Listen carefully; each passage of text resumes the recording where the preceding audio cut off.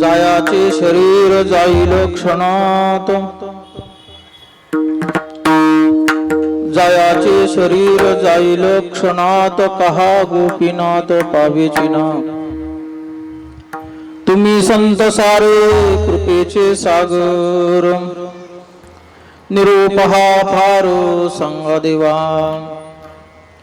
अनाथ अपराधी कोणी नाही, त्याला पायापे विठ्ठला ठेवी मज. तुम्ही संत सारे कृपेचे सागर, निरूप हा फार सांगा देवा. तुका म्हणे आईशी करा निर्वाण, तुका म्हणे आईशी करा निर्वाण, मग तो रक्षण करील माझे. तुम्ही संत सारे कृपेचे सागर, निरूप हा फार सांगा देवा. पांडुरंगा करू प्रथम नमन, पांडुरंगा करू प्रथम नमन, दुसरे चरणा संताचिया, दुसरे चरणा संताची. पांडुरंगा करू प्रथम नमन, पांडुरंगा करू प्रथम नमन,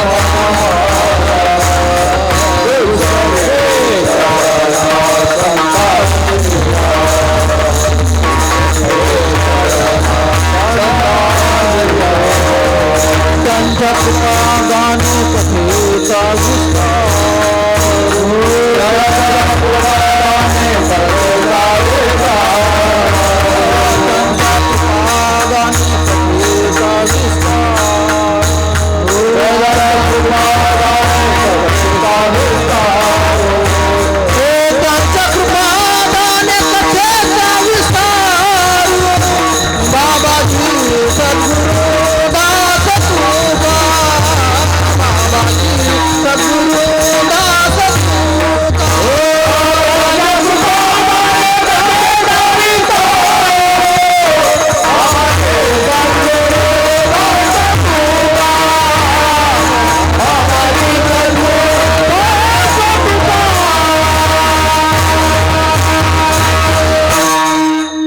पांडुरंगा करू प्रथम नमन, दुसरे चरणा संताचिया.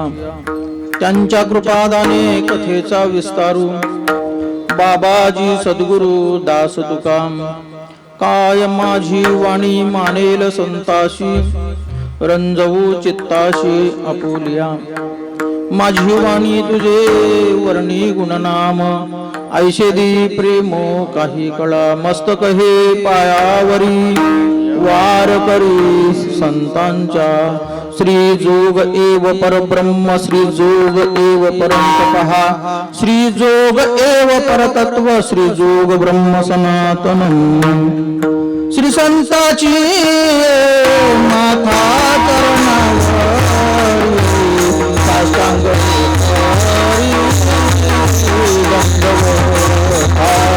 साष्टांग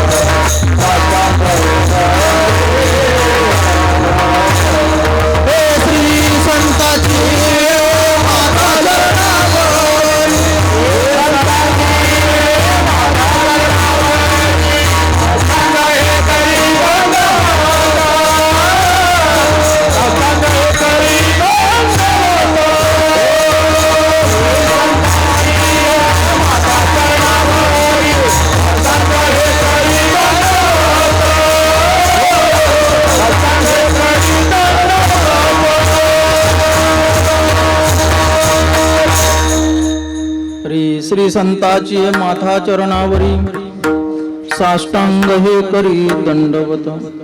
विश्रांती पावलो सांभाळा उत्तरी, वाढले अंतरी प्रेम सुख जयांचे केले स्मरण होय सकळ विद्यांचे अधिकरण तेची वंदो श्री चरण श्री गुरूंचे ते नमस्कारोनी आता जायाचे शरीर जाईल क्षणात कहा गोपीनाथ पावेचिना तुम्ही संत सारे कृपेचे सागर निरूप हा फार सांगा देवा प्रस्तुत प्राप्त प्रसंगी प्राप्त स्थळी कीर्तन रूपी सेवेकरता निवडलेला हा अभंग विश्ववंद्य विश्वसंत देहूचे सुप्रसिद्ध साधू जगदवंद्य जगद्गुरु संत श्रेष्ठ श्री तुकाराम महाराजांचा असून या अभंगातून जगद्गुरु तुकोबराय भगवान प्रभू परमात्म्याच्या प्राप्ती करता संत सज्जनांच्या समोर आपल्या अंतःकरणातील एक तीव्र अशा प्रकारची भावना व्यक्त करतात. विठ्ठल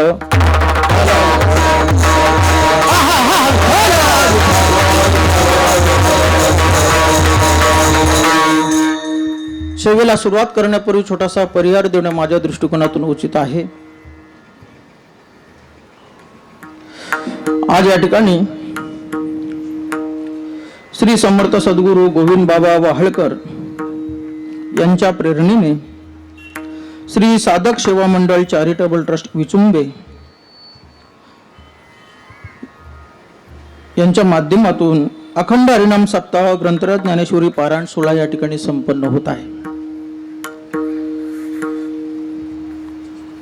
आजचा सप्ताहाचा कितवा दिवस आहे? तिसरा. सप्ताहाचा तिसरा दिवस आहे, पण कीर्तन चौथा आहे.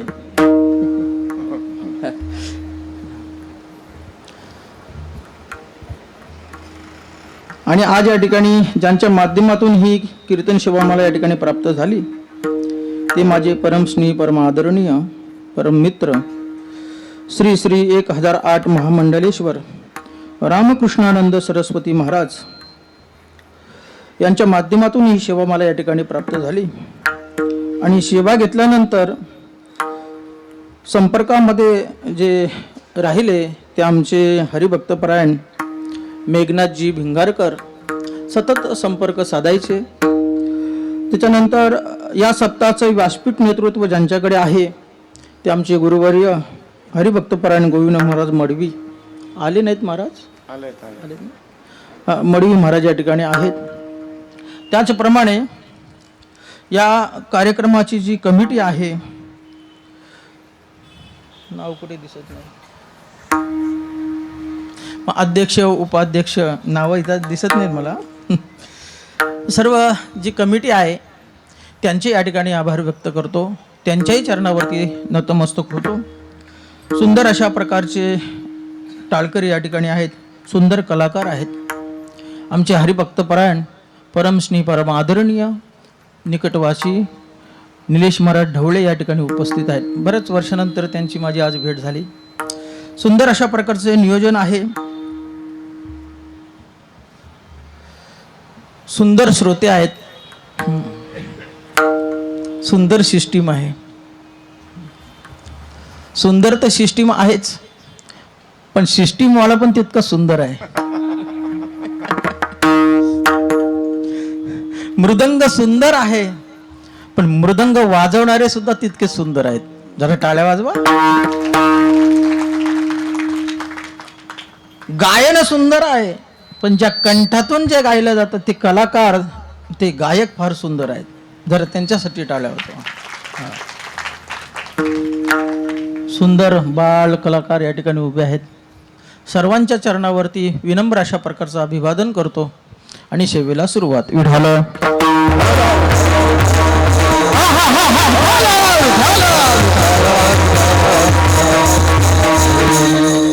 आज स्वानंद सुख निवासी श्री सद्गुरु जोग महाराजांची पुण्यतिथी आहे आणि त्याही निमित्ताला अनुसरून आज ह्या अभंगाची या ठिकाणी निवड आहे.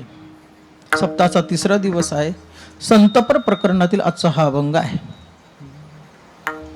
या निवडलेल्या अभंगातून जगद्गुरु तुकोबराय भगवान प्रभू परमात्म्याच्या प्राप्तीकरता संत सज्जनांच्या समोर आपल्या अंतःकरणातील एक तीव्र अशा प्रकारची भावना व्यक्त करतात. भावनेचे 3 प्रकार, रजगुणी, तमोगुणी आणि सत्वगुणी. भावनेचे आविष्कार भिन्न भिन्न होतात, आणि भावनेचे हेतू सुद्धा माणसाचे वेगवेगळे असतात. देवाकडे जाणारी मंडळी सर्व एका हेतूने जात नसतात. ज्याच्यामध्ये अनंत हेतू असतो तो मायेचा हेतू, आणि ज्याच्यामध्ये एकच हेतू असतो तो परमात्माचा हेतू. मायेच्या हेतूतून जीवात्मा देवाकडे धाव घेतो, पण ती धाव बंद पडत नाही, कारण मायेचा विषय संपत नाही म्हणून ती धाव बंद पडत नाही. परंतु परमात्म्याच्या प्रांगणामध्ये मात्र मनुष्य परमात्म्याची भावना घेऊन जर परमात्म्यापर्यंत जर गेला तर पुन्हा मात्र परत जाण्याची गरज नाही. या भावना निर्माण होत असताना कुठेतरी माणसाच्या जीवनामध्ये अभ्यास असतो. मायेची आवश्यकता आणि भगवान प्रभू परमात्म्याची आवश्यकता. या मायेच्या प्रांतामध्ये तुम्ही आम्ही जन्माला आलो, परंतु जन्माला येत असताना मात्र पावलोपावली माणसाला मायेचा अनुभव येतो. कारण शरीर मायेचा आहे आणि जवळचा संपूर्ण पसारा मायेचा आहे. वास्तविक जीव हा सच्चिदानंद स्वरूपाचा आहे. पण अशा या मायेच्या प्रांतामध्ये आम्हाला प्रवास करत असताना खूप मोठे धोके आहेत. काही सामान्य धोके आहेत आणि काही फार मोठे धोके आहेत. आणि या धोक्याला आणि संघर्षाला माणूस सारखा अशा प्रकारचा तोंड देत राहतो. रात्रंदिवस आम्हा युद्धाचा प्रसंग, रात्रंदिवस आम्हा युद्धाचा प्रसंग, रात्रंदिवस आम्हा युद्धाचा प्रसंग, रात्रंदिवस आम्हा युद्धाचा प्रसंग, रात्रंदिवस आम्हा युद्धाचा प्रसंग, रात्रंदिवस आम्हा युद्धाचा प्रसंग, रात्रंदिवस आम्हा युद्धाचा प्रसंग, रात्रंदिवस आम्हा युद्धाचा प्रसंग. अंतर्बाह्य जग आणि अंतर्बाह्य जग आणि मन जीवाई आगोत पडती आघात, जीवाई आगोत पडती आघात.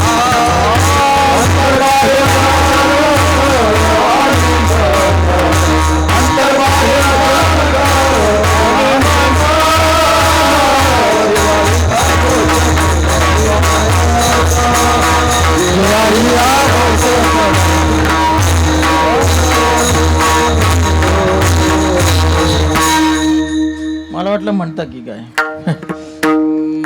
रात्रंदिवस आम्हा युद्धाचा प्रसंग. जीवनामध्ये आपल्याला जे आवडत नाही ते आपल्या डोळ्यासमोर येतं आणि नको ते डोळ्यापुढे आल्यानंतर काही वेळेला माणसाला ते सहन करावं लागतं. आणि असह्य अवस्था निर्माण झाल्यानंतर माणूस ते दूर करण्याचा प्रयत्न करत असतो. आणि मायेचा व्यवहार माणसाच्या जीवनाशी कधीच अनुकूल होत नसतो. जगामध्ये असा कोणताही कालखंड निर्माण झाला नाही की मायेचा व्यवहार माणसाच्या जीवनाशी अनुकूल झाला. कधीच अनुकूल होत नसतो. कुठेतरी विरोध राहत असतो, कुठेतरी विविधता राहत असते.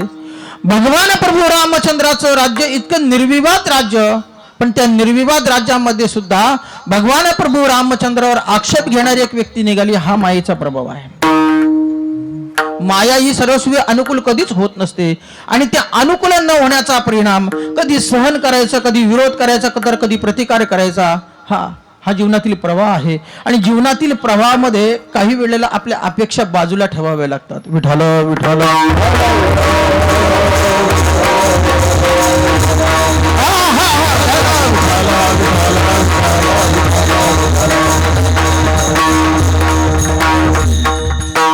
या महाराज, बरं वाटलं या. संसारामध्ये आपल्याला माहित आहे गडबड भरपूर असते. आणि मग प्रवासाला निघाल्यानंतर अचानक दारासमोर पाहुणे आले. पाहुणे त्यावेळेला येणं म्हणजे प्रतिकूलता आहे, पण ती प्रतिकूलता थोड्या वेळेला बाजूला ठेवावी लागते. त्यांच्याकरता थोडा वेळ द्यावा लागतो. बाहेरून म्हणत असतो बरे झाला तुम्ही आलात, फार दिवसांनी तुमची आमची भेट झाली. पण आतून म्हणत असतो ही ब्यात आता कशाला आली.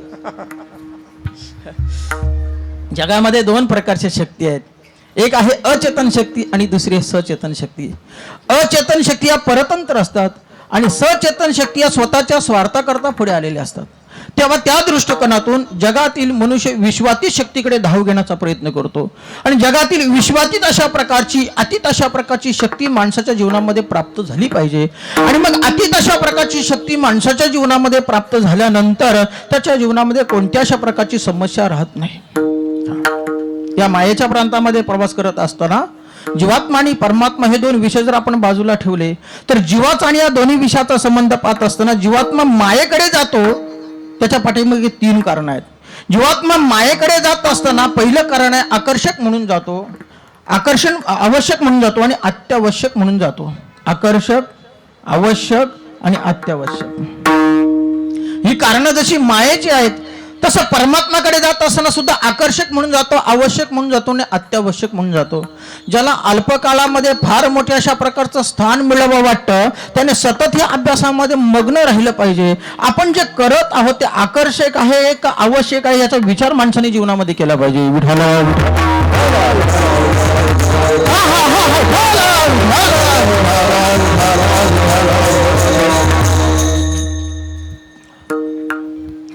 आता लहान मुलं या ठिकाणी आहेत. मी तुम्हाला प्रश्न विचारतो, माणसं भूक लागल्यानंतर जेवण करतात आवश्यक म्हणून करतात की आकर्षक म्हणून करतात? बोला. शाबास, पोरं हुशार आहेत. हा, कीर्तन सुटल्यानंतर तुम्हाला एक कॅडबरी बक्षीस पण ती रामकृष्ण महाराजांकडून घ्यायची. हा, भूक लागल्यानंतर माणसं जेवण करतात.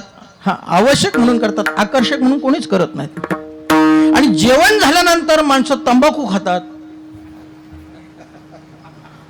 आवश्यक म्हणून खातात की आकर्षक म्हणून खातात? वा. भूक लागल्यानंतर माणसं जेवण करतात, आवश्यक म्हणून करतात आणि जेवण झाल्यानंतर माणसं तंबाखू खातात, आकर्षक म्हणून खातात. माणसं पाणी पितात, आवश्यक म्हणून पितात की आकर्षक म्हणून पितात? बोला. आवश्यक म्हणून पितात. आता काही माणसं पितात कंसात टिंब टिंब. आता ती आवश्यक म्हणून पितात की आकर्षक म्हणून पितात हे त्यांना माहिती, पण पाणी पितात ते आवश्यक म्हणून पितात. अरे पाऊले चालती, हो पंढरीची वाट शासनाने बंद केली हो मागे. हा, पाऊले चालती बिअर बारची वाट, जाताना सुसाट येताना तराट. विनोदाचा भाग सोडून द्या. तहान लागल्यानंतर माणसं पाणी पितात, आवश्यक म्हणून पितात, आकर्षक म्हणून कोणीच पित नाही. आजारी पडल्यानंतर माणसं औषधं घेतात, आवश्यक म्हणून घेतात की आकर्षक म्हणून घेतात? आवश्यक म्हणून घेतात. काही माणसं डोळ्याला चष्मा लावतात, आवश्यक म्हणून लावतात की आकर्षक म्हणून लावतात?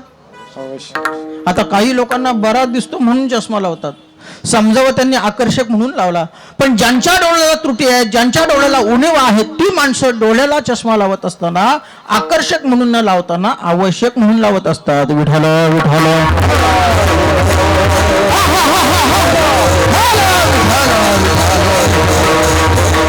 मायेच्या प्रांतामध्ये पुष्कळ असे प्रकार आहेत. माणसं जे काही करतात ते सर्व आकर्षणाच्या पोटी करत असतात. भावार्थ रामायणामध्ये फार सुंदर अशा प्रकारचा प्रसंग आहे महाराज. रामायणातला प्रसंग आहे. सीता मातेचं अपहरण करण्याकरता रावणाने कुटील अशा प्रकारचं कारस्थान केलं.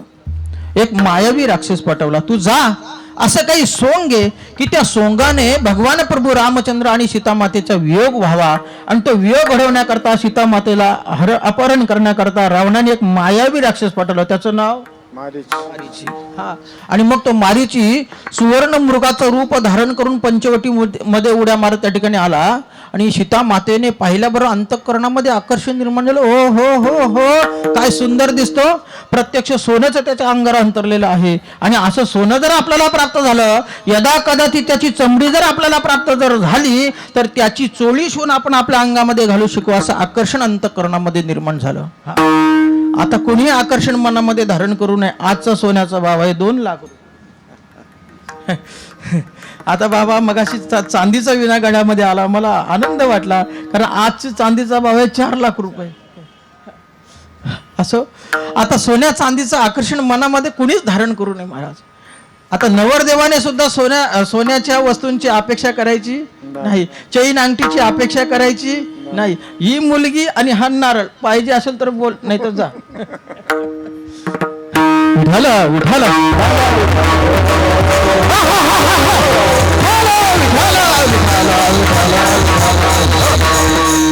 सीता मातेच्या अंतःकरणामध्ये आकर्षण निर्माण झालं आणि आकर्षणाच्या पोटी उठले आणि भगवान प्रभू रामचंद्राला सांगू लागला, तुम्ही काही करा पण तेवढं हरिण मारून घेऊन या. म्हणजे भगवान प्रभू रामचंद्राचा नाईलाज झाला.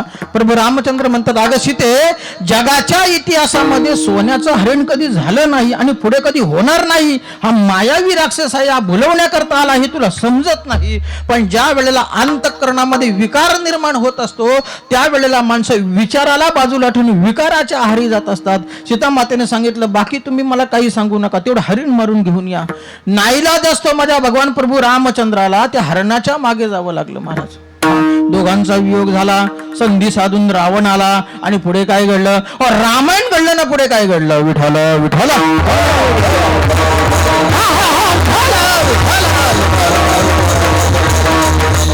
भावार्थ रामायणामध्ये एकनाथ महाराज फार सुंदर वर्णन करतात. महाराज, मृग वेश दिदला मारीचाशी, देखोनी सीता उल्लाशी, त्वचा मागे कांचोळीशी, श्रीराम त्याशी मारू गेला. मायेचा मृग निघे बाहेरी, राम काढोनी नेला दुरी, जटायू चरू गेला वनांतरी, सीता सुंदरी एकली. रक्षण ठेविला लक्ष्मण, ऐकोनी माया मृग वचन, त्याचे करोनिया छळन दिला दौडोनी सीतेने. रावण येऊनी कपटे करी, हरिली जानकी सुंदरी, जटायू धावला धडकरी, त्याशी मारी रावण. प्रत्यक्षात हातातला आनंद कण भगवान प्रभू रामचंद्र दूर गेला. आकर्षणापोटी का आवश्यकतेपोटी? आकर्षणामुळे. म्हणून मायेचं आकर्षण हे माणसाच्या अंतःकरणामध्ये विकार निर्माण करत असतो. म्हणून शहाण्या माणसाच्या अंतःकरणामध्ये मायेचं आकर्षण नसावं, भगवान प्रभू परमात्माचं आकर्षण असावं. आणि ज्याला भगवान प्रभू परमात्माचं आकर्षण प्राप्त झालं ती व्यक्ती परमार्थामध्ये खूप मोठी अशा प्रकारची व्यक्ती अधिकारापर्यंत पोहोचते. विठ्ठल विठ्ठल.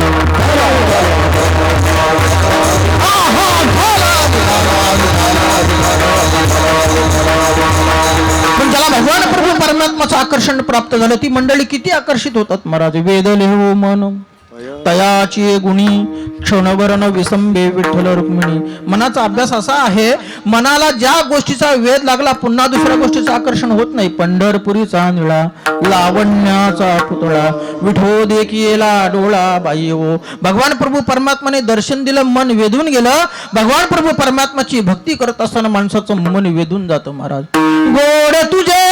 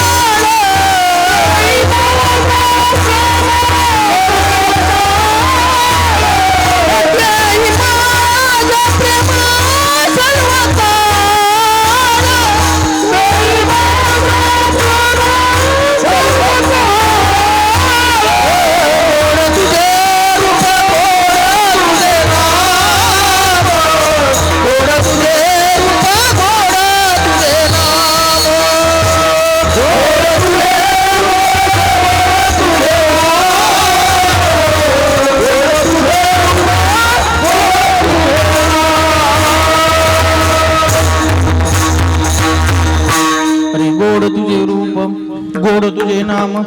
जीवनामध्ये भगवान प्रभू परमात्माची अत्यंत आवश्यकता आहे. ज्याप्रमाणे चुकलेल्या मुलाला आपल्या आईची जितकी आवश्यकता आहे त्याप्रमाणे जीवाला भगवान प्रभू परमात्माची आवश्यकता आहे. गंगेला जशी समुद्राची आवश्यकता आहे त्याप्रमाणे जीवाला भगवान प्रभू परमात्म्याची आवश्यकता आहे. आणि जितकी आवश्यकता आहे तितकी अत्यावश्यकता सुद्धा आहे. विठाल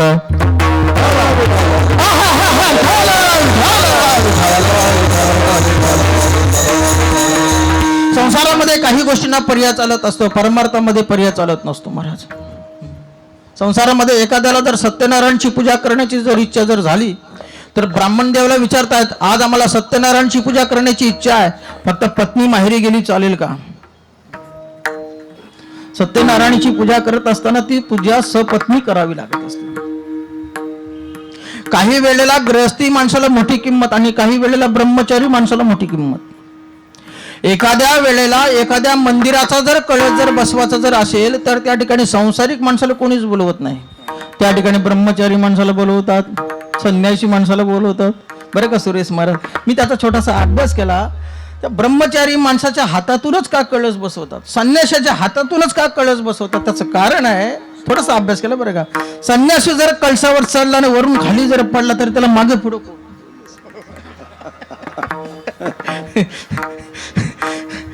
विनोदाचा भाग सोडून द्या. मला सांगण्याचं तात्पर्य एवढंच आहे, काही वेळेला गृहस्थी माणसाला मोठी किंमत आणि काही वेळेला ब्रह्मचारी माणसाला मोठी किंमत. आणि एखाद्या वैदिक विधी करता यज्ञादी कर्माच्या वेळेला सपत्नीक पूजा करावी लागत असते. अशा वेळेला भटजीबुवा सांगतो, अरे बाबा पत्नी नसेल तरी चालेल, एखादी सुपारी कंबरेला ठेवा आणि बसा, निघाला पर्याय. पूजा करत असताना त्या पूजेतला एखादा पदार्थ कमी पडला तर अरे नैवेद्यार्थी अक्षदाम समर्पयामी. एखादं फुल कमी पडलं तर फुलार्थी अक्षदाम समर्पयामी. पूजा करत असताना जर यज्ञोपवीत नसेल म्हणजे जानवं जर नसेल तर यज्ञोपवीतार्थी अक्षदाम समर्पयामी. पर्याय निघतात की नाही महाराज? तसं परमार्थ करत असताना भगवान प्रभू परमात्म्याच्या बाबतीमध्ये भगवान प्रभू परमात्म्याची कृपा जर नसेल तर पर्याय दुसरा निघेल का? हो, नाही निघू शकत. तेच उदाहरण देऊन मी तुम्हाला पुन्हा सांगतो, नीट ऐका. अरे पूजा करत असताना पूजेतला एखादा पदार्थ कमी पडला तर भटजी व लगेच मधला मार्ग काढतो. कारपार वस्त्रार्थी अक्षदाम समर्पयामी. आणि संपूर्ण पूजा झाल्यानंतर ज्या वेळेला दक्षिणा देण्याची वेळ येते त्यावेळेला दक्षिणा कमी पडली तर दक्षिणार्थी अक्षदाम समर्पयामी. असं चालतं का महाराज? कीर्तन झाल्यानंतर बाबा अक्षता देऊ नका असं.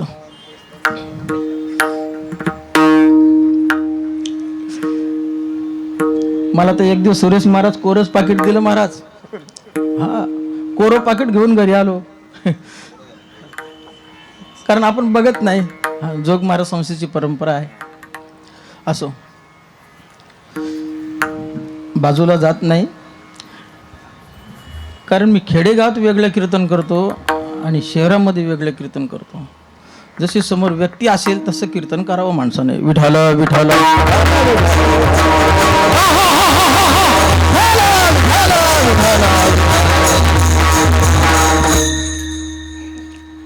पूजा संपन्न झाल्यानंतर भटजी बोला दक्षिणा कमी पडली तर अक्षता चालत नाहीत महाराज. का चालत नाही? त्या ठिकाणी दक्षिणा द्यावी लागते. त्याप्रमाणे भगवान प्रभू परमात्म्याच्या बाबतीमध्ये भगवान प्रभू परमात्म्याची कृपा जर नसेल तर पर्याय दुसरा निघेल का? नाही निघू शकत. त्याचं कारण आहे जीवनामध्ये एकमेव अशा प्रकारची शक्ती आहे की त्या शक्तीच्या मुळेच माणसाच्या जीवनामध्ये पूर्णत्व प्राप्त होतं. तेने विन जीवा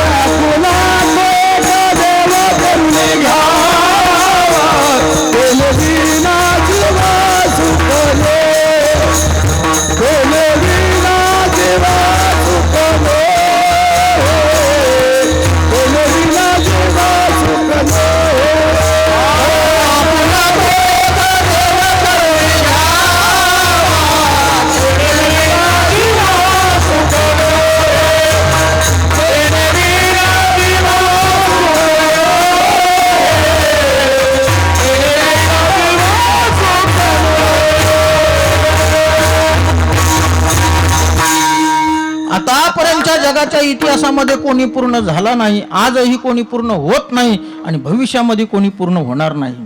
ही त्रिकाळाबाधित सत्यता भगवान प्रभू परमात्म्याच्या कृपेची आहे आणि ती भगवान प्रभू परमात्म्याची कृपा जीवनामध्ये संपादन करत असताना 3 कारणामुळे भगवंताची कृपा जीवनामध्ये प्राप्त होत नाही. काही वेळेला आळस, काही वेळेला अंधश्रद्धा आणि काही वेळेला अश्रद्धा. या 3 कारणामुळे माणसाच्या जीवनामध्ये भगवंताची कृपा प्राप्त होत नाही आणि माया ही मध्यंतरी प्रतिबंध करते, विरोध करते. काही वेळेला माया प्रतिबंध करत असताना माणसाच्या अंतःकरणातील भावना ह्या झाकल्या जातात आणि काही वेळेला त्या उघड्या होतात. भावना नेहमी उघड्या पाहिजेत. जसं लोहाराच्या भात्यातला अग्नी जर बंद जर पडला तर वरती काजळे आणि राख आल्याशिवाय राहत नाही, त्याप्रमाणे तो भाता चालू पाहिजे. त्याप्रमाणे माणसाच्या अंतःकरणातील भावना हे तीव्रपणे जागृत राहण्याची गरज आहे. काही वेळेला भावना या झाकल्या जातात तर काही वेळेला प्रसंगाने उघड्या होतात. जगद्गुरु तुकोबरांच्या अंतःकरणातील भावना या तीव्रपणे जागृत आहेत आणि या भावना जागृत असताना जगद्गुरु तुकोबराय लोकांनाच प्रश्न विचारतात. कोणे गावी आहे सांगा हा विठ्ठल, कोणे गावी आहे सांगा हा विठ्ठल, जरी ठावाचे तुम्हा बोला, तुम्हा बोला,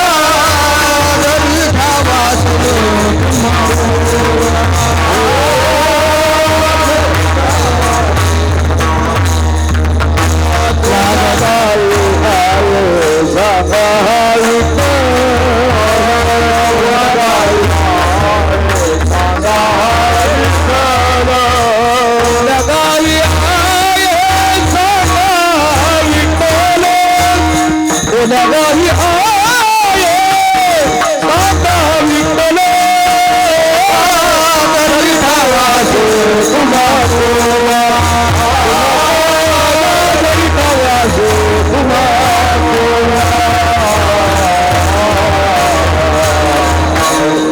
कोणे गावी आहे सांगा विठ्ठल, जरी ठावा असे तुम्हा कुणा, लागत असे पाया येतो लोटांगणी, मात तरी कोणी सांगायाची. पाया पडतो भगवान प्रभू परमात्मा कोणत्या गावामध्ये तुम्ही मला सांगा. लोक विचारायला लागले जगद्गुरु तुकोबराय जगाला पत्ता देणार आहे आणि आम्हाला विचारतात. त्याचं कारण आहे, ज्या वेळेला अंतःकरणामध्ये प्रेमाची तीव्रता निर्माण होते त्यावेळेला ज्ञानी हा अज्ञानी बनत असतो. प्रेमामध्ये ज्ञानी हा अज्ञानी बनत असतो. प्रेमामध्ये फार मोठी ताकद आहे बरं का. मी नेहमी सांगत असतो बरं का सुरेश महाराज, प्रेम तो दुनिया की बहुत बड़ी चीज है. नाथ बाबा म्हणतात, एका जनार्दनी प्रेमाती गोड अनुभवे सुरवाड जाणतील. प्रेमामध्ये ज्ञानी अज्ञानी बनत असतो, प्रेमामध्ये बळवान दुबळा बनत असतो. जगद्गुरु तुकोबरांच्या अंतःकरणामध्ये निर्माण झालेला भाव प्रेमाचा तीव्रतेचा वेग तो आवरेना गेला तेव्हा जगद्गुरु तुकोबराय भगवान प्रभू पांडुरंग प्रभू परमात्माला हाक मारू लागले. कोणे गावी आहे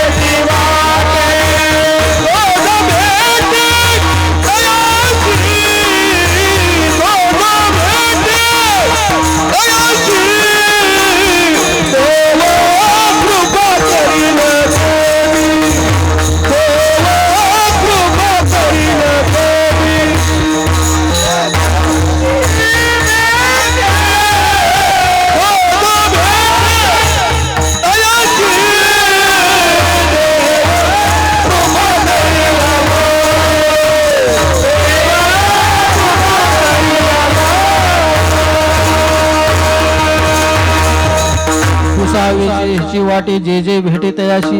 जो जो भेटेल त्याला जगद्गुरु तुकोबराय विचारायचे, देवाचा पत्ता विचारायचे. एवढंच नाही तर जगद्गुरु तुकोबराय प्रत्यक्ष देवाला सुद्धा हाक मारू लागले. अरे कोठे गुंतलाशी कोणाच्या धावया.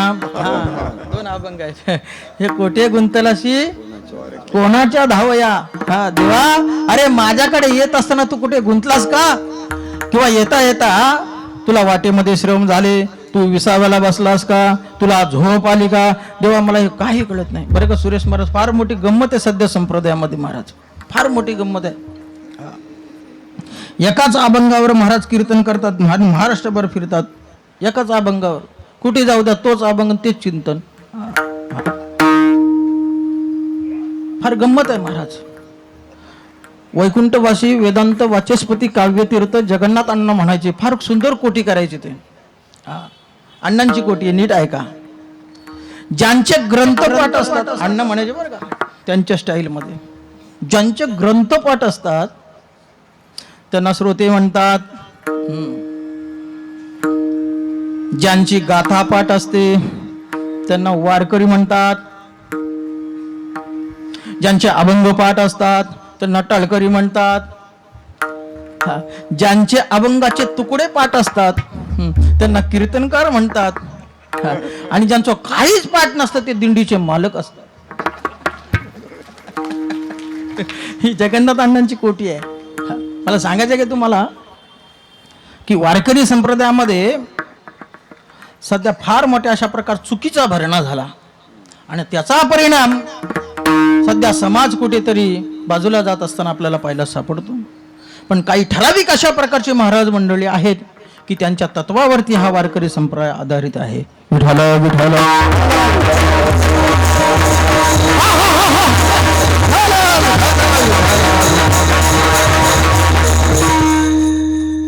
मग कोठे गुंतलाशी कोणाच्या धावया. देवा, अरे माझ्याकडे येत असताना तू कुठे गुंतलास का? येई हो येई हो येई हो येई हो येई हो येई हो येई हो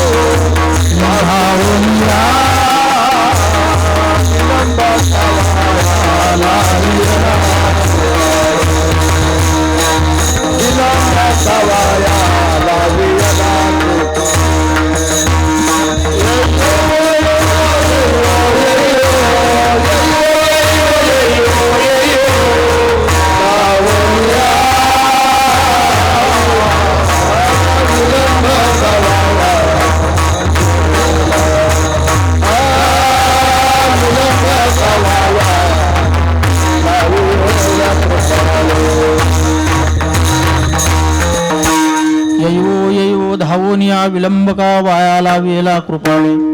माझ्याकडे येत असताना देवा तुला श्रम झाले का? देवा तू विसाव्याला बसलास का? देवा तुला झोप आली का? आली देवराया निद्रा तुझ. माझ्याकडे येत असताना तुला श्रम झाले, तुला निद्रा लागली, झोप लागली का? देवा मला हे काही कळत नाही, कारण मी अत्यंत दीन आहे. माझ्या बोलवण्याच्या पाठीमागे शक्ती नाही. काही शक्तिमानाने तुला बोलवलं, तू ताबडतोब उपस्थित झाला. पण मी एवढ्या दिवस प्रयत्न करतो तरी सुद्धा तू माझ्यापर्यंत येत नाही. तुकोबरांनी मनामध्ये विचार केला, त्याच्याकरता आपण शक्ती मिळवली पाहिजे. आणि भगवान प्रभू परमात्म्याच्या प्राप्ती करता जीवनामध्ये एकमेव अशा प्रकारची शक्ती आहे आणि ती शक्ती म्हणजे संत शक्ती आहे. अरे संत दर्शनी आला, संत दर्शनी आला,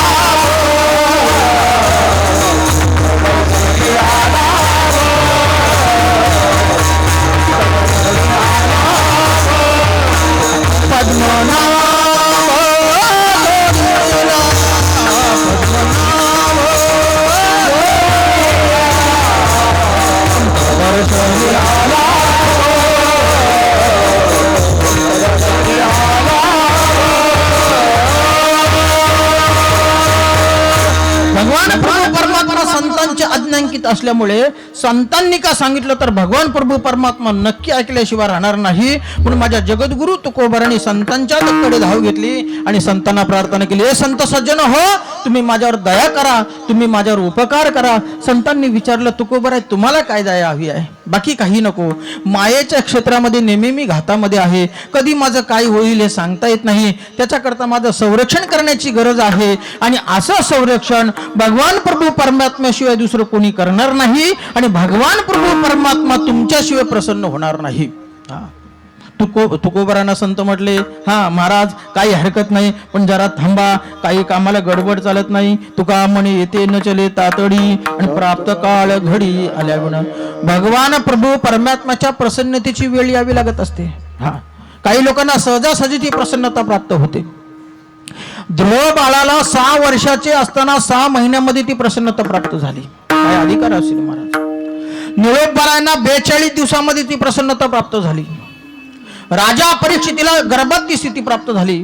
पण पुढे काही विसर पडला आणि ती प्रसन्नता प्राप्त करण्याकरता शुकाचार्यांसारख्या संगतीच्या द्वारा फक्त 7 दिवसामध्ये ती प्रसन्नता मिळाली महाराज. राजा परीक्षिती तरला भूपती आणि 7 दिवसा मुक्ती झाली तया. आणि एक महाभाग अशा देशामध्ये जन्माला आला, त्याला दिवसाची सुद्धा गरज पडली नाही, 1 तासामध्ये त्याचा परमार्थ संपला. 1 तास उरला खटवांगरायाशी आणि भाग्यदशा कैशी प्राप्त झाली. महाराज म्हणतात, तुम्ही आम्हाला थांबायला सांगता, थांबायला काहीच हरकत नाही. पण माझ्या जीवनामध्ये फार मोठा प्रसंग आहे महाराज. लक्षात ठेवा, सहजासहजी भगवंताची कृपा प्राप्त होत नाही. सहजासहजी भगवान प्रभू परमात्म्याची प्रसन्नता जीवनामध्ये प्राप्त होत नाही. आता लगेच महाराज झाला की लगेच दिंडी काढतो महाराज. झाला रे झाला महाराज, काढली दिंडी. दिंडी काढून थांबत नाही, धर्मशाळा पण झाली पाहिजे. असं सहजासहजी कोणतीही गोष्ट प्राप्त होत नाही. वारकरी संप्रदायामध्ये घासावी लागते महाराज, घासावी लागते. आणि घासल्याशिवाय परमार्थात कोणालाच अधिकार प्राप्त होत नाही महाराज. उठालं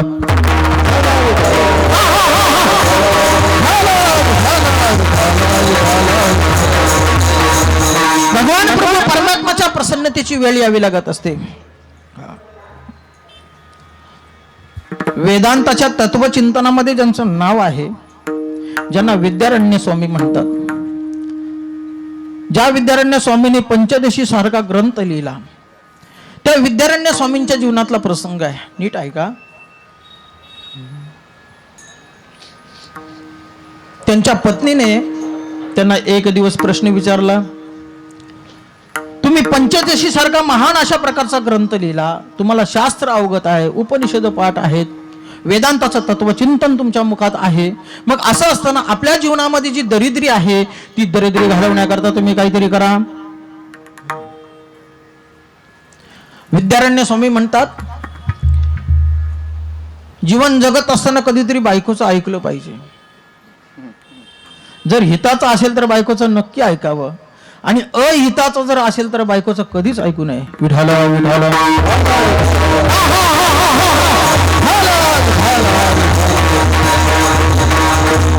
आणि मग आपल्या हिताचं होतं म्हणून विद्यारण्य स्वामी म्हणतात, हिची इच्छा आपल्याला पूर्ण करायची आहे. आणि मग पत्नीच्या इच्छेसाठी विद्यारण्य स्वामींनी आपली दरिद्री घालवण्याकरता एक अनुष्ठान केलं महाराज. त्याचं असं आहे, काही लोकांना सरस्वती प्रसन्न असते, काही लोकांना लक्ष्मी प्रसन्न असते, काही लोकांना लक्ष्मी प्रसन्न असते, काही लोकांना सरस्वती प्रसन्न असते, काही लोकांना सरस्वती प्रसन्न असते आणि काही लोकांना लक्ष्मी प्रसन्न असते, काही लोकांना लक्ष्मीची अवकृपा असते आणि सरस्वतीची सुद्धा अवकृपा असते. विठाला विठाला.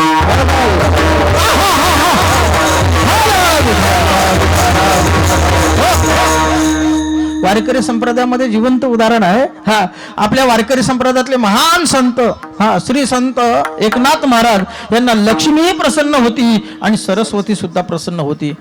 सर्व संतांमध्ये नाथ महाराजांचं वाङ्मय फार सखोल आहे महाराज. फार विस्तृत अशा प्रकारचं वाङ्मय जर वारकरी संप्रदायामध्ये जर कोणाचं जर असेल ना तर माझ्या नाथ बाबाचं आहे. विठाला विठाला.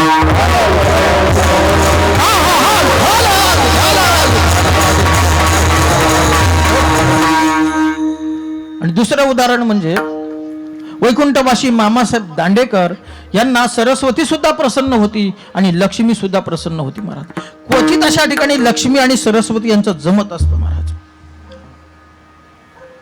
विद्यारण्य स्वामींनी आपल्या जीवनातली दरिद्री घालवण्याकरता शास्त्रानुसार एक अनुष्ठान केलं. गायत्री मातेचं पुरोषण केलं. 1 नाही 2 नाही 12 वर्ष गायत्रीचं अनुष्ठान केलं. किती वर्ष केलं? 12 वर्ष. आणि मग 12 वर्ष गायत्री मातेचं पुरोषण केलं, अनुष्ठान केलं, तरी सुद्धा गायत्री माता प्रसन्न झाली नाही. मनामध्ये अशी भावना निर्माण झाली, अरे या 12 वर्षामध्ये आपल्याकडून काहीतरी चूक घडली असेल आणि म्हणून ती चूक आपण सुधारली पाहिजे. आणि म्हणून ती चूक सुधारण्याकरता विद्यारण्य स्वामींनी अजून 12 वर्ष साधना केली. 12 एके 12 आणि 12 दोने 24 वर्ष गायत्रीचं अनुष्ठान केलं.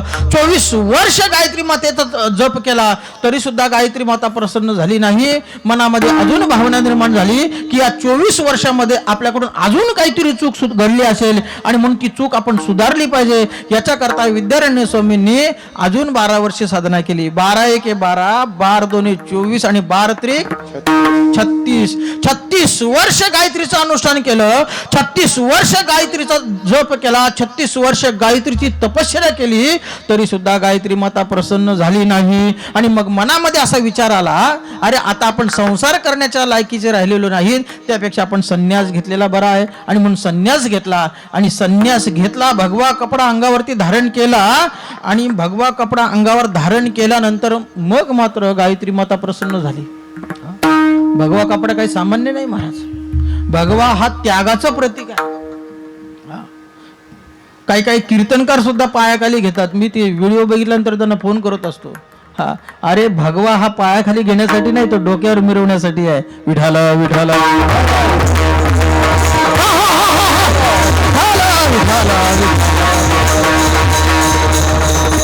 संन्यासी जर मेला ना संन्यासी, तर संन्यासी मेल्यानंतर त्याला पूर्ण तपासतात. हा आणि तपासल्यानंतर त्याच्या कमरेला छोटीशी लवंग जरी सापडली तरी त्याला उठाणं न पुरता पालथं पुरतात. एवढा संन्यास कठीण आहे. संन्यासाची व्याख्या ज्ञानोबारांनी ज्ञानेश्वरीमध्ये सांगितली. मी माझी आईशी आठवण विसरले जयाचे अंतःकरण, पार्था तो संन्यासी जाण निरंतर. ही संन्यासाची व्याख्या आहे.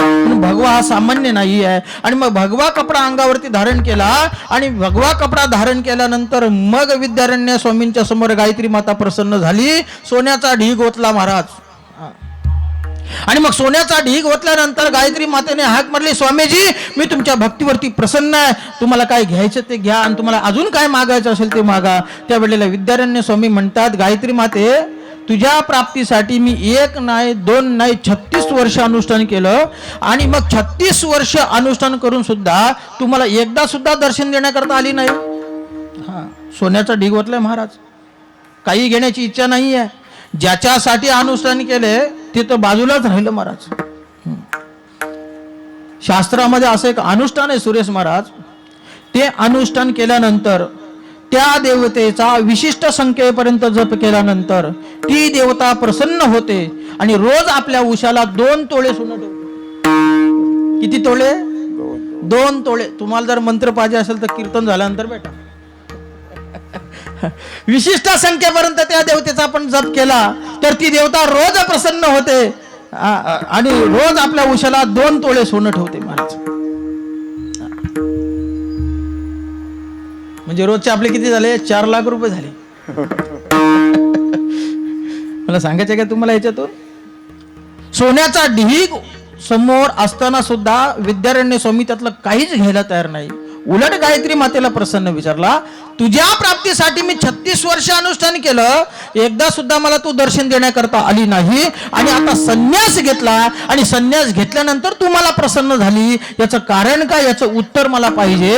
त्यावेळेला गायत्री मातेने सांगितलं, स्वामीजी या 36 वर्षामध्ये तुमच्याकडे एक ब्रह्महत्येचं पाप होतं आणि ते ब्रह्महत्येचं पाप जोपर्यंत तुमच्याकडे होतं तोपर्यंत मला तुमच्यापर्यंत येता येत नव्हतं. म्हणजे एक ब्रह्महत्या जाण्याकरता किती वर्ष लागली हो?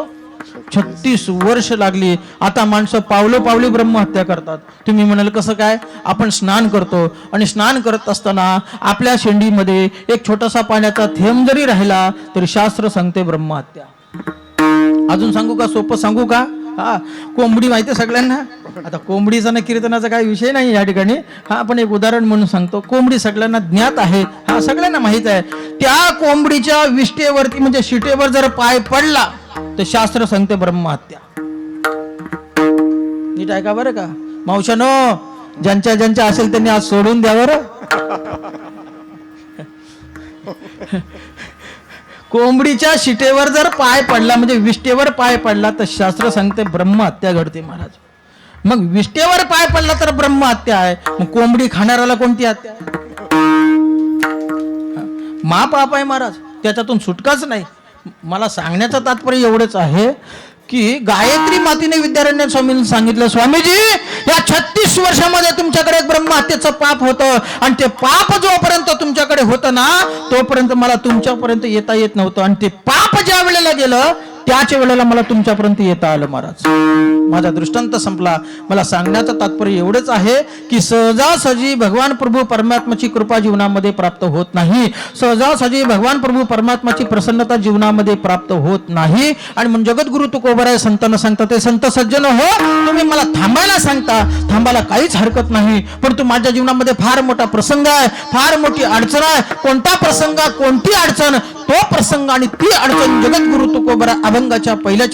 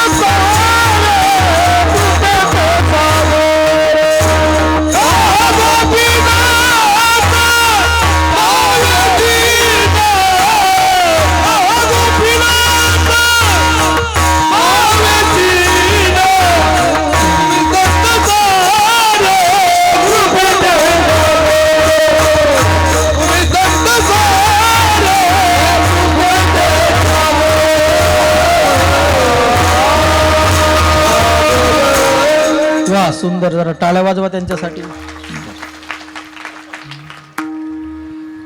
महाराज म्हणतात, माझ्या जीवनामध्ये फार मोठा प्रसंग आहे, फार मोठी अडचण आहे. कोणता प्रसंग, कोणती अडचण? महाराज म्हणतात, जायाचे शरीर जाई लक्षणात, कहा गोपीनाथ पावेचे नाथ. महाराज म्हणतात, ते शरीर जे आहे ना ते जाणार आहे, कधी जायले सांगून जात नाही. ज्ञानोबा ज्ञानेश्वरीमध्ये फार सुंदर वर्णन करतात. देहाच्या गावा आलिया जन्म मृत्यूच्या सोहळिया, ना म्हणू धनंजया जिया परी, उपजेते नाशे नाशते पुनरपी दिशे, हे घटिका यंत्र जैसे परिभ्रमेगा. या मृत्यू लोकामध्ये जो जो जन्माला आलेला आहे ना त्याला एक ना एक दिवस जावं लागणार आहे. हा मृत्यू लोकाचा नियमच आहे. मृत्यू लोकामध्ये निश्चित अशा प्रकारची गोष्ट जर कोणती जर असेल तर तो मृत्यू आहे, निश्चित. मी नेहमी सांगत असतो, एखादा मुलगा जन्माला आला तो शाळेमध्ये जाईल की नाही, अनिश्चित. बरं, गेला शाळेमध्ये, तो पदवीधर होईल की नाही, अनिश्चित. झाला पदवीधर, चांगली नोकरी मिळेल की नाही, अनिश्चित. मिळाली चांगली नोकरी, मनासारखी पत्नी मिळेल की नाही, अनिश्चित. बरं, मिळाली तरी नांदेल किंवा नाही, आता बुवा लोकांच्याच नांदत नाही. बरं, मिळाली सौभाग्याने, ती त्याच्यावर नांदेल किंवा नाही, अनिश्चित. बरं, नांदली तरी मुलबाळ होईल की नाही, अनिश्चित. झाला तरी जगेल किंवा नाही, अनिश्चित. जगला तरी शाणा निघेल की नाही, अनिश्चित. अनिश्चित अनिश्चित अनिश्चित. परंतु या मृत्यू लोकांमध्ये एखादा बालक कुठेतरी जन्माला येईल, मरेल किंवा नाही, निश्चित मरेल. कधी मरेल हा पुढचा भाग आहे, भविष्यातला, पण मरेल मात्र निश्चित. देह जन्माला आला त्याचा दुसरं टोक मृत्यू निश्चित आहे. पडोनी जाईल कलीवर विठ्ठल उच्चारी पासार, राहणार नाही, कधी जाईल सांगून जात नाही. आयुष्याची दोरी तुटली की ते गेल्याशिवाय राहणार.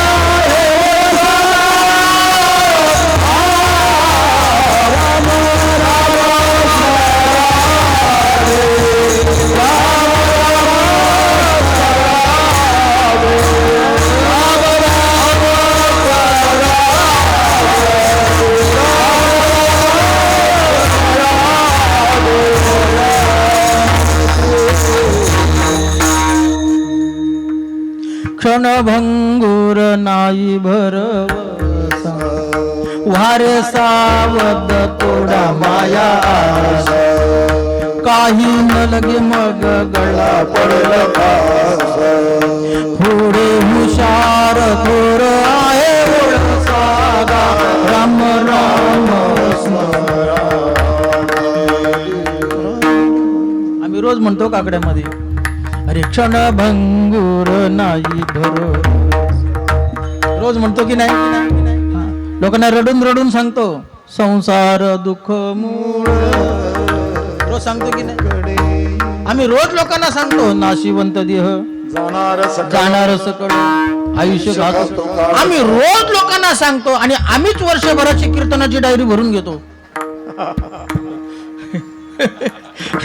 डायरी जरी वर्षाची भरली तरी एखादा दिवस असा येऊ शकतो की ती भरलेली डायरी आपल्याला इथं सोडून जावं लागणार आहे. तेव्हा ती जागा कोण भरून काढेल कोणाच ठाऊ. परंतु जगद्गुरु तुकोबरा संतांना म्हणतात संत सज्जन तुम्ही सांगताय थांबायला काहीच हरकत नाही. पण आमच्या जीवनामध्ये फार मोठा प्रसंग आहे. जायाचे शरीर जाईल क्षणात कहा गोपीनाथ पावीची ना. गोपीनाथ म्हणजे कोण? गोपीनाथ महाराज का नाही. योगायोगाने गोपीनाथ महाराज समोर बसलेत. गोपीनाथ म्हणजे गोपीनाथ महाराज नाही तर गो या शब्दाचा अर्थ आहे बालयोगी महाराजांनी सांगितलेला अर्थ आहे. हा फार सुंदर भागवत सांगायचे बालयोगी महाराज. आणि मग बालयोगींनी सांगितलेला अर्थ आहे जे आपल्या इंद्रियांच्या द्वारे भगवान प्रभू परमात्माचा आनंद लुटत असतात त्यांना गोपी भाव प्राप्त होतो. महाराज विठाला विठाला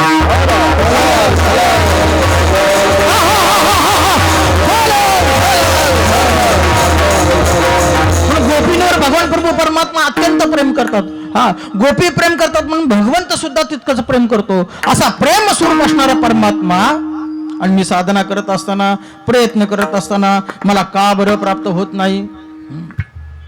कहा गोपीनाथो पावेची ना. अरे महिनाभर कामावर जायचंच नाही आणि महिन्याच्या शेवटी पगाराची इच्छा करायची अत्यंत चुकीची गोष्ट आहे महाराज. त्याच्याकरता सायास करावे लागतात, त्याच्यासाठी प्रयत्न करावे लागतात. विठाल विठाल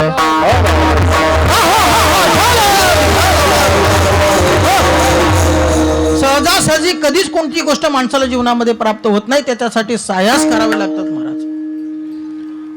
गुरुवर्य बंडाता त्या करटकर सांगत असतात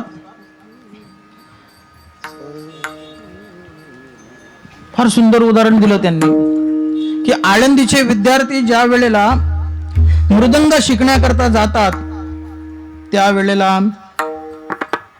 गुरुजींच्या वर्गापासून धर्मशाळेमध्ये जाईपर्यंत दिलेल्या बोलाची प्रॅक्टिस करतात, दिलेल्या बोलाचा सराव करतात. मग आता रस्त्याने जाता जाता कुठे आहे मृदंग? आता हे दोन्ही सुंदर अशा प्रकारचे मृदंग वादक आहेत. कोणाकडे शिकलात आपण? वा वा धन्य, तुम्ही छान. जुनी माणसं अशी होती, जुनी माणसं बरं का, कारण अख्ख्या पंचकृषीमध्ये एकच मृदंग असायचं मला, एकच मृदंग. वाजवणारे अनेक असायचे पण मृदंग अख्ख्या पंचकृषीमध्ये एकच असायचा. आणि मग वाजवणारे मृदंगाची प्रॅक्टिस करायचे महाराज. कशावरती करायचे? घरातल्या लाकडाच्या खांबावरती करायचे बोलाची प्रॅक्टिस. काही काही माणसं बाहेर जाताना जो डब्बा घेऊन जायचं ना, त्या डब्यावरतीच बोलाची बसल्या बसल्या प्रॅक्टिस करायची. मग आळंदीचे विद्यार्थी गुरुजींपासून बोल घेतल्यानंतर धर्मशाळेमध्ये जाईपर्यंत रस्त्याने दिलेल्या बोलाचं प्रॅक्टिस करतात, सराव करतात. मग रस्त्याने कुठे आहे मृदंग? मग तात्या सांगत असतात. मग ते विद्यार्थी ढोंगणाचाच पकवाज बनवतात महाराज. हा ढोंगणाचा पकवाज लय विशेष पकवाज अरुण महाराज. किती विशेष सांगू का तुम्हाला? या पकवाजाला कधी गठ्या लागत, या पकवाजाचा कधी धुमा फुटत, या पकवाजाचा वादी कधी हुंदीर खात, या पकवाजाला कणिक लागत, या पकवाजाची कधी शाई पडत. अजून सांगू का? हा पकवाज कधी चढतही नाही आणि कधी उतरतही नाही. असा विशेष पकवाज आहे महाराज. आणि मग ते विद्यार्थी आपल्या ढोंगणावरतीच बोलाची प्रॅक्टिस करतात महाराज. धा घी न ता घी न धा घी नत्ता अघी घेत घेता घी घेता अघी घेता घाघीन तग घिन घिन धाघिन तग घटाक नताक नताक नता घटा गे नताक मी काय तुमची परीक्षा घ्यायला आलो नाही. विठ्ठल विठ्ठल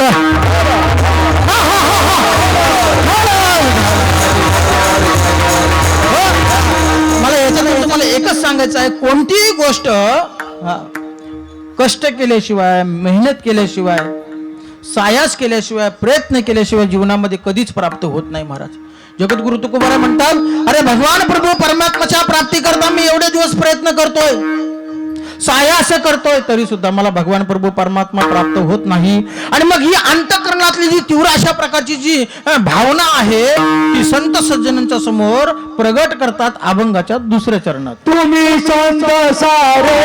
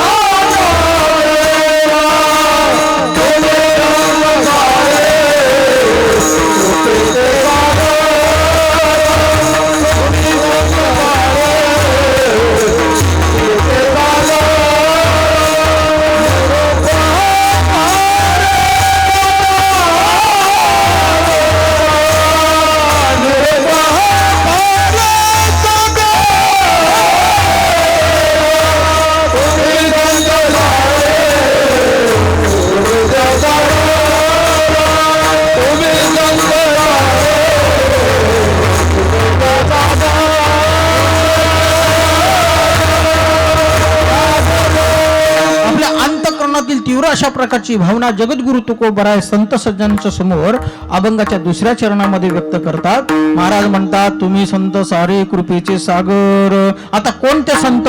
हा, गुरु परंपरेतील प्रकार वेगळा आहे आणि संत परंपरेतील प्रकार वेगळा आहे. जीवन आपल्या उत्कर्ष अशा प्रकारच्या अवस्थेपर्यंत जावं असं जर वाटत असेल, आपल्या जीवनाचा उद्धार व्हावा असं जर वाटत जर असेल ना, तर त्याच्याकरता संतांच्या कृपेची गरज आहे महाराज. संतांची कृपा अत्यंत जीवनामध्ये महत्वाची आहे. समर्थ रामदास स्वामी एका ठिकाणी वर्णन करतात, वसती करावी राहती साधू जेथे, सहज हरिकथेचा लाभ होईल तेथे, मग भवभय नाही वृत्ती रामेश लागे, अनुभव सुखवाती रामदासा प्रसंगे. जय जय समर्थ.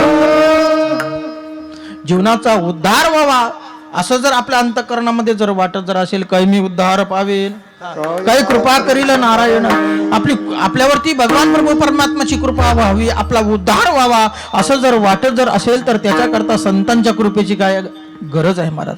संत कृपा झाली इमारत फळाली.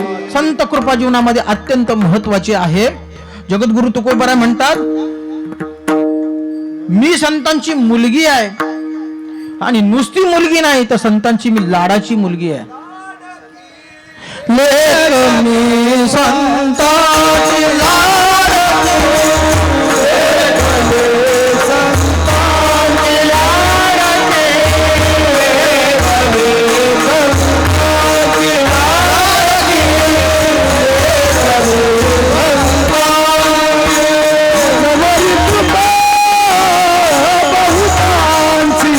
मजवरी कृपा बहुतांची लाडकी.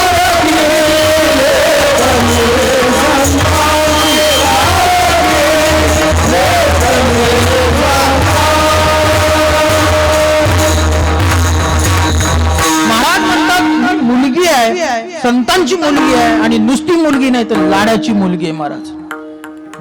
आता काही बापाला मुली होतात पण त्या लाडक्या असतीलच हे सांगता येत नाही.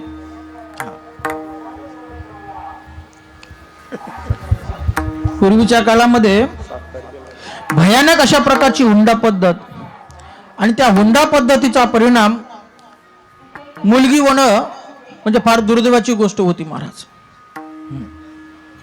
कुठून एक मन निर्माण झाली कोणास ठाऊक. गुरुवारी संदीपान महाराज सांगत असतात की ज्यानं केलं पाप त्याला मुली आपोआप. पण लक्षात ठेवा, मुलगी होणं म्हणजे पाप नाही आहे. मुलगी ही दोन्ही कुळाचा उद्धार करत असते. आपल्या मुलीचं कन्यादान आपल्या दारामध्ये जर झालं तर त्याला पृथ्वी दान केल्याचं पुण्य प्राप्त होतं.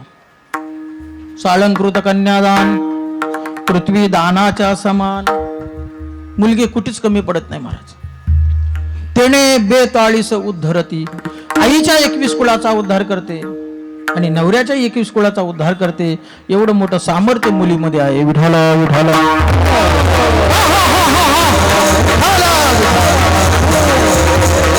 आणि पूर्वीच्या काळामध्ये भयानक अशा प्रकारची हुंडा पद्धत असल्या कारणाने मुलगी जर झाली तर दुर्दैवाची गोष्ट महाराज. आणि त्याचा परिणाम गर्भ तपासणी झाल्यानंतर मुलीचा जर गर्भ जर असेल तर अमानुषपणे बाहेर काढून टाकण्याचा प्रकार घडला.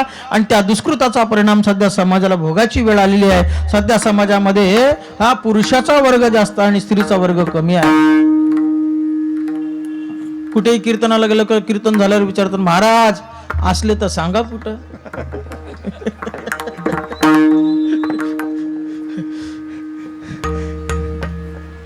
लक्षात ठेवा, मुलगी कुठेच कमी पडत नाही. मी नेहमी एक वाक्य सांगत असतो, अरे दुसऱ्याची मुलगी समोर जर आली तर आपण तिच्यावर प्रेम करतो. नीट ऐका बरं.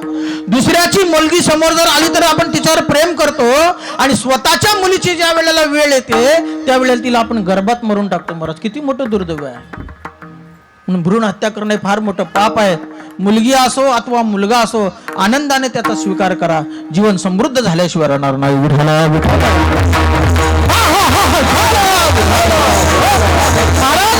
माझं जीवन आहे मुलीचं जीवन आहे. मी मुलगी आहे, संतांची मुलगी आहे आणि नुसती मुलगी नाही तर लाडाची मुलगी आहे महाराज. आणि लाडाची मुलगी असल्या कारणाने बाप किती लाड करतो, किती प्रेम करतो महाराज. ज्ञानोबा ज्ञानेश्वरीच्या 12 अध्यायामध्ये सांगतात, आत्मदेच्या विषयी जीव जैसा निरभिलाषी.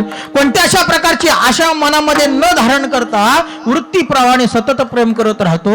त्याचं कारण आहे कारण संतांचा जो अवतार आहे तो आमच्या सारख्यांचा उद्धार करण्याकरताच आहे. अवतार तुम्हा उद्धराया जन येते उपकारासाठी आले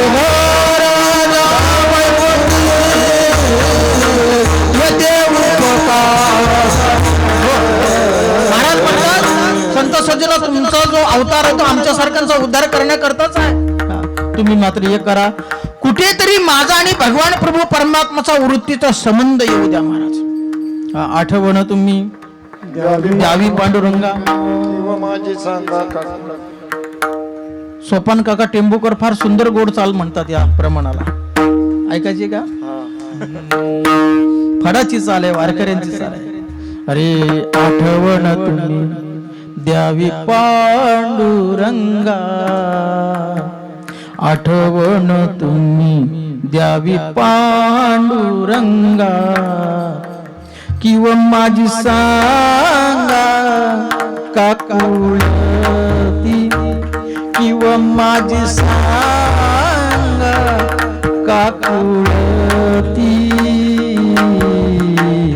आठवण तुम्ही द्यावी पांडुरंगा. वारकरी समाजात खूप गोड चाली आहेत, खूप गोड चाली आहेत. पण रामकृष्ण महाराज या लोकांनी कीर्तनावर आक्रमण केलं तर केलंच, पण चालींवर सुद्धा आक्रमण केलं. सध्या शुद्ध संप्रदायिक चाली कोणीच म्हणत नाही महाराज. काय गोडवा आहे चालींमध्ये. वारकरी संप्रदायाच्या चालीमध्ये जेवढा गोडवा आहे ना तो इतर चालीमध्ये नाही महाराज. एक चाल महाराज मी बसवण्याकरता 1 महिना घेतला होता महाराज. ऐका बरं.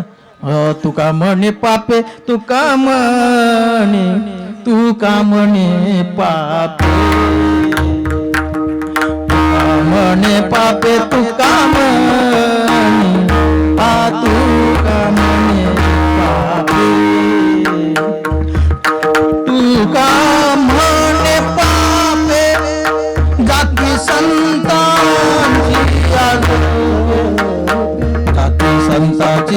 जपे नेगे माझी वाचा नेगे माझी वाचा त्रुटी नेगे माझी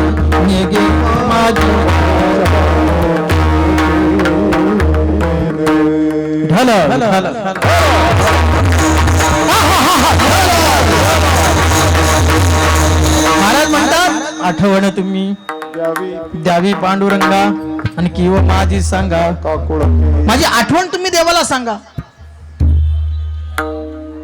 माझा निरोप तुम्ही देवाला सांगा. आता निरोपाचा आपण विचार जर केला तर निरोपाचे 3 प्रकार पडतात.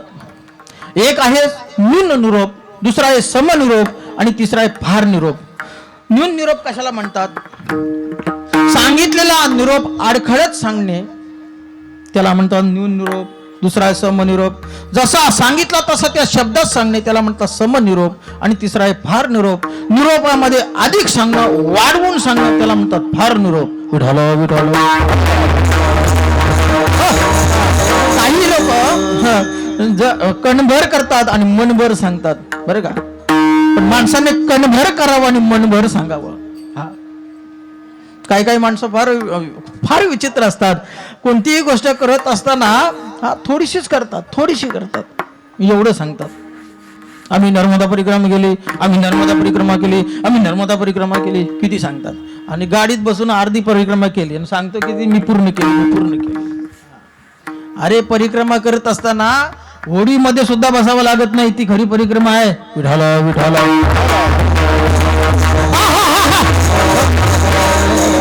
समुद्राच्या व्यतिरिक्त होडीमध्ये बसायचं, फक्त समुद्रामध्ये पार करण्याकरता आपल्याला होडीमध्ये बसण्याची परवानगी शास्त्राने दिले, पण दुसऱ्या नद्या ओलांडण्याकरता होडीमध्ये बसायचं नाही. अरे करतात एवढं, सांगतात एवढं, करायचं कणभर, सांगायचं मनभर.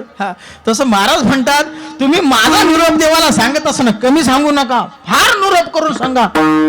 संतांनी विचारलं तुकोबर आहे फार निरोप कसा असतो? फार निरोप काय? महाराज म्हणतात अनाथ अपराधी कोणी नाही त्याला आणि पाया पे विठ्ठला ठेवी मज. या अभंगाच्या 3ऱ्या चरणामध्ये महाराज म्हणतात देवाला सांगा मी अनाथ आहे, अपराधी आहे. अनाथ कोणाला म्हणतात? आश्रयरहित अशा प्रकारची अवस्था प्राप्त होणं त्याला म्हणतात अनाथ. महाराज म्हणतात मी अनाथही आहे आणि माझ्याकडून अपराधही घडले. आता मला सांगा या चरणामध्ये एकाच अर्थाचे 2 शब्द वापरले महाराज. अनाथ म्हणजे काय?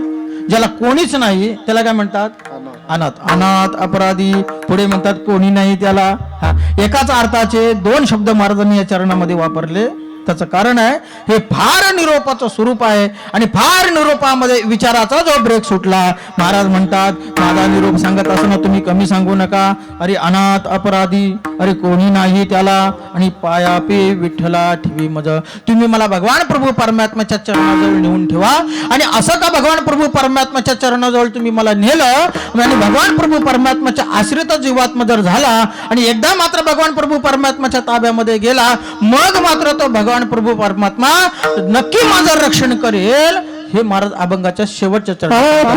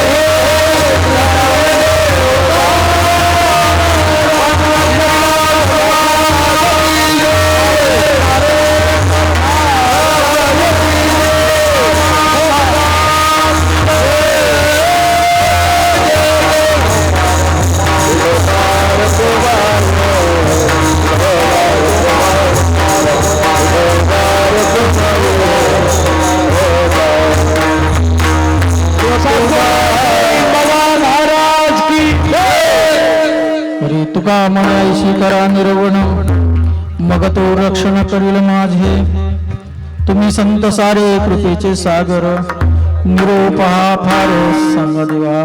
9 वाजलेले आहेत हा. आणि वेळ झाल्यामुळे कदाचित भैरवी मिळणार नाही या अनुषंगाने तुम्हारे मन की बात मैंने जाने. असो महाराज म्हणतात तुम्ही एक करा तुका म्हणे ऐशी करा निर्वण. निर्वण या शब्दाचा अर्थ आहे स्वाधीन करणं. तुम्ही मला भगवान प्रभू परमात्म्याच्या स्वाधीन करा. आणि असं का तुम्ही मला भगवान प्रभू परमात्म्याच्या स्वाधीन केलं की मग मात्र तो भगवान प्रभू परमात्मा नक्की माझं रक्षण केल्याशिवाय राहणार. मग तो रक्षण करील माझे. पण त्याच्यामध्ये एक छोटीशी शंका येते की महाराजांना रक्षण पाहिजे होतं ते कशापासून. महाराजांच्या जीवनामध्ये नेमका कोणता शत्रू होता की त्या शत्रूपासून महाराजांचं रक्षण होण्याची गरज आहे. महाराज म्हणतात की माणसाच्या जीवनामध्ये प्रामुख्याने 3 शत्रू आहेत. कोणते 3 शत्रू ज्ञानोबराय ज्ञानेश्वरीमध्ये सांगतात. हे तिन्ही जव जागती तव निकियाची प्राप्ती माझे कानहीन ऐकती देवही म्हणे. कोणते 3? काम, क्रोध आणि लोभ. काम निर्माण झाला, क्रोध निर्माण झाला, लोभ निर्माण झाला. हे माणसाच्या जीवनामध्ये फार घातक अशा प्रकारचे शत्रू आहेत. आणि या आत्मघात करणाऱ्या शत्रूपासून माझं रक्षण होण्याची गरज आहे. काम सुद्धा माणसाला घातक आहे, क्रोध सुद्धा माणसाला घातक आहे आणि लोभ सुद्धा माणसाला घातक आहे. मग कामावर आपल्याला विजय मिळवायचा आहे, क्रोधावर आपल्याला विजय मिळवायचा आहे आणि लोभावरती आपल्याला विजय मिळवायचा आहे. गरुड पुराणामध्ये फार सुंदर अशा प्रकारचं वर्णन केलंय. कामावर जर तुम्हाला जर विजय जर मिळवायचा जर असेल तर कामावर विजय मिळवण्याकरता माणसाकडे धैर्य पाहिजे. तुम्ही आतापर्यंत जेवढं ऐकलं तेवढं नाही घेऊन गेलं तरी चालेल, पण एवढं घरी घेऊन जा बरं का. कामावर विजय जर मिळवायचा जर असेल तर त्याच्याकरता माणसाकडे धैर्य पाहिजे. क्रोधावर जर माणसाला जर विजय जर मिळवायचा जर असेल तर त्याच्याकडे माणसाला शांती पाहिजे. आणि लोभावर जर विजय जर मिळवायचा जर असेल तर त्याच्याकरता माणसाकडे समाधान पाहिजे. म्हणजे शांतीने क्रोधावर विजय मिळवता येतो, समाधानाने लोभावर विजय मिळवता येतो आणि धैर्याने कामावर विजय मिळवता येतो. म्हणजे काम, क्रोध, लोभ हे आत्महत्यारे घातक शत्रू आहेत. आणि अशा आत्महत्याऱ्या घातक शत्रूपासून माझं संरक्षण होण्याची गरज आहे.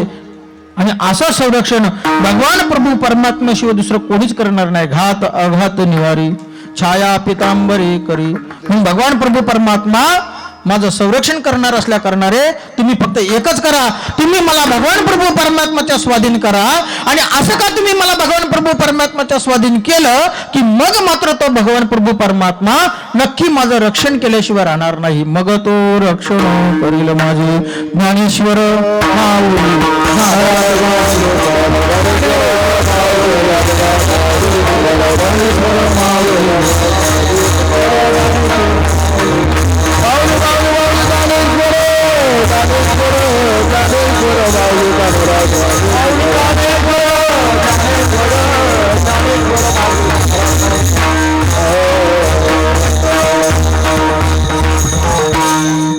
तुका म्हणायशी करा निर्वण मग तो रक्षण करील माझे.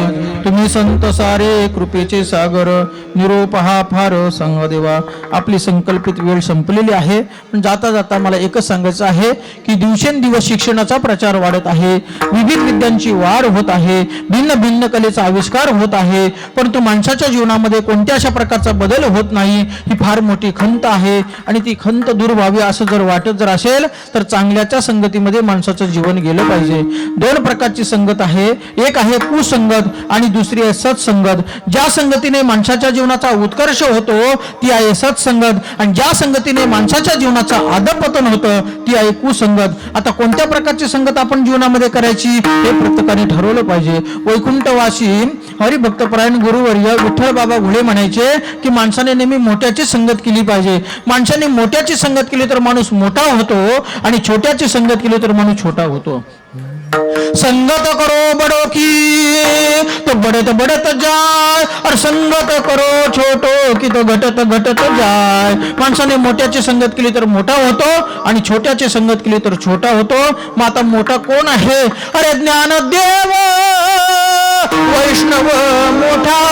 अरे माझे ज्ञानोबरा मोठे आहेत, माझे तुकोबरा मोठे आहेत. मग ज्ञानोबरांची संगत करा, तुकोबरांची संगत करा. अरे ज्ञानोबरांची संगत म्हणजे ज्ञानोबरांच्या विचाराची संगत आहे, ज्ञानेश्वरीची संगत करा. तुकोबरांची संगत म्हणजे तुकोबरांच्या विचाराची संगत म्हणजे गात्याची संगत करा.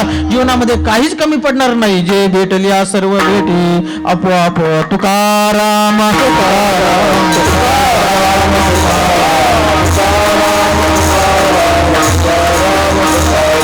तुकाराम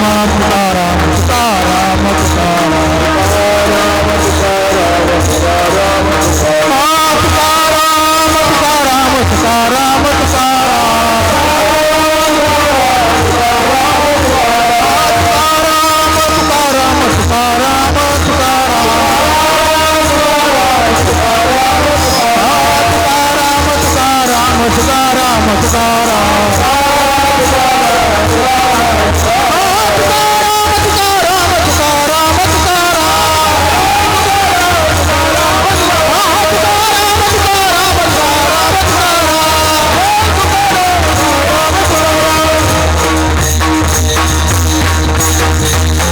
तुका म्हणे आईशी करा